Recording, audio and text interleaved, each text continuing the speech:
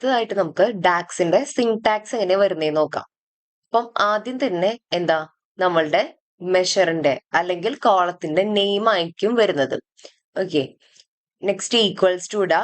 പിന്നെ നമ്മളുടെ function name. Function എന്ന് പറയുമ്പം സമ്മ് മാത്രമല്ല വരുന്നത്, കൂടുതൽ ഫങ്ഷൻസ് വരുന്നുണ്ട്.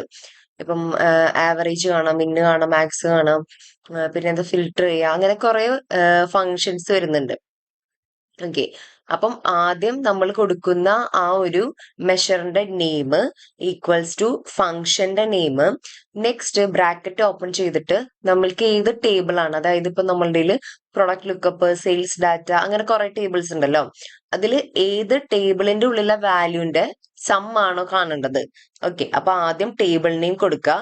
ഇനി ഏത് കോളത്തിന്റെ ആണ് സം കാണേണ്ടത്. ഓക്കെ, അപ്പൊ ആദ്യം നമ്മൾ മെഷറിന്റെ നെയിം കൊടുത്തു, ഈക്വൽസ് ടു കൊടുത്തു, ഫംഗ്ഷന്റെ നെയിം.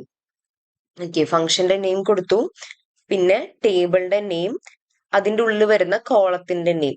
ഓക്കെ, അപ്പൊ ഇങ്ങനെയാണ് ഒരു ഡാക്സിന്റെ സിൻടാക്സ് ഇരിക്കുന്നത്.